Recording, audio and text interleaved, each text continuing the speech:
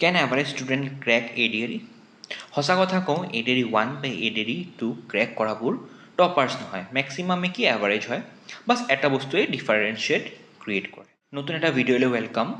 আপুনি যদি স্কুলত কলেজত বা লাইফতে এভাৰেজ আছিলে, এই ভিডিঅ' আৰু কি এইটো ADRE বা আছাম পুলিচ বা DME হেল্থ যি হওক এনেকুৱা কম্পিটিটিভ এক্সাম প্ৰিপেয়াৰ কৰি আছে, এই ভিডিঅ'টো আপোনাৰ কি একদম লাইফ চেঞ্জ কৰি দিব আৰু একদম ডাউট ক্লিয়াৰ কৰি দিব।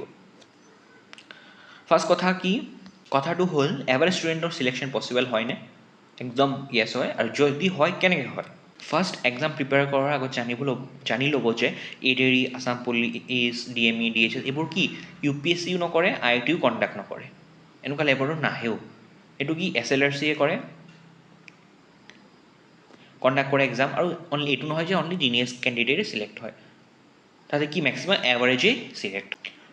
কিয় হয়? কুৱেশ্যন প্ৰিডিক্টেবল থাকে, ছেইম পেটাৰ্ণ থাকে, ছেইম টাইপৰ কনচেপ্ট থাকে, এইটো মানে ছেইম কুৱেশ্যনটো নাহে, পেটাৰ্ণটো অলপ চেঞ্জ হ'ব, এনেকুৱাই কি ঘূৰি থাকে। এইকাৰণে কি এক্সামটো ক্লিয়াৰ কৰিব ছেইম আপোনাৰ তাতো কি ৱেল এভাৰেজ ষ্টুডেণ্টৰ তাতো কি ৱেল অপৰচুনিটিয়ে থাকে টপাৰৰ নিচিনা। চবচে ডাঙৰ মিথ বা ডাউট কি হয়, মই এভাৰেজ হয়, মই ক্লিয়াৰ কৰিব নোৱাৰিম। চিলেকশ্যন এভাৰেজ বা ইণ্টেলিজেণ্ট দি নহয়, চিলেকশ্যন কি কনচিষ্টেণ্ট হ'ব লাগিব, আপোনাৰ কনচিষ্টেণ্ট হ'ব লাগিব। ADRE টপাৰ্ছবোৰ যদি চাই, ADRE 1 বা ADRE 2 টপাৰ্ছ, সিহঁতে ফাৰ্ষ্টত টপাৰ্ছ নাছিলে, সিহঁতে কি বহুত এক্সাম ফেইল কৰিছে দিছে, তাৰপিছত কৈ ADRE 1 বা ADRE 2 টপাৰ হৈছে। সিহঁতক কি অলৰেডি ফেইল কৰি আহিছে, বা সিহঁতে কি কৰিছে, কি কৰা নাই, কুইট কৰা নাই বা গিভ আপ কৰা নাই।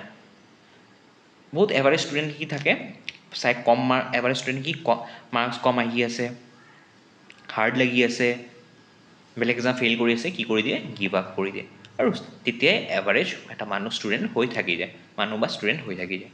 যেনেকৈ এক্সাম্পল এটা লওঁ, এই 2 দিনকৈ পঢ়ে, 5 দিন ব্ৰেক লয়, আৰু B4 আৱাৰ্ছকৈ ডেইলি পঢ়ে। 6 মান্থ পিছত কি এভাৰেজ ষ্টুডেণ্ট কি ওচৰত থাকিব কি চিলেকশ্যনৰ, কিন্তু ইণ্টেলিজেণ্ট বহুত দূৰ থাকিব। এভাৰেজ কিয় কি তাত কি ইণ্টেলিজেণ্ট মানুহ তাত ইগ' থাকে, ভাবে পাৰিমেই চব, এক্সামৰ আগত কৰিলেই হ'ল। আৰু এভাৰেজ কি ভাবে B2 যেনেকৈ এভাৰেজ ভাবে ভালকৈ পঢ়িব লাগিব, কাৰণে কনচিষ্টেণ্ট থাকে, আৰু এক্সামত আহি তাৰেই হেল্প হয়। আৰু এভাৰেজ ষ্টুডেণ্টৰ এটাই ছুপাৰ পাৱাৰ থাকে যে কি গিভ আপ বা কুইট জল্দি নকৰে, এইটোৱে তাক কি উইনাৰ বনাই দিয়ে। ঠিক আছে, ADRE টাইপৰ এক্সাম বা এইবিলাক টাইপৰ এক্সাম কি ইণ্টেলিজেণ্ট মানুহ উইনাৰ নহয়, যোন কনচিষ্টেণ্ট থাকে ই উইনাৰ হয়। যেনে কি মেথছ প্ৰেক্টিছ, ৰিজনিং, মক এইবোৰ ভালকৈ এনালাইজ কৰে, পেপাৰ এনালাইজ কৰে, আৰু ভালকৈ এক্সাম দিয়ে, আৰু সেইকাৰণে চিলেকশ্যনৰ ওচৰত যায়। আপুনিও এভাৰেজ নহয়, জাষ্ট আপুনি কি আপোনাৰ কনচিষ্টেণ্ট আৰু প্ৰেক্টিছ নাই। আচলতে বহুত অফিচাৰ আছে কি এতিয়া এভাৰেজ হৈও এতিয়া অফিচাৰ হৈ আছে। জাষ্ট আপোনাৰো কি 100% চিলেকশ্যন হ'ব, জাষ্ট কি কুইট নকৰিব, লাগি থাকক, মাৰ্কছ কম আহিব, পাহৰি যাব, কৰিব মন নকৰিব, বহুত শ্লিপলেছ নাইট যাব, কিন্তু ষ্টিল কনচিষ্টেণ্ট থাকিব লাগিব, কুইট কৰিব লাগিব, তেতিয়াহে 100% চিলেকশ্যন হ'বই।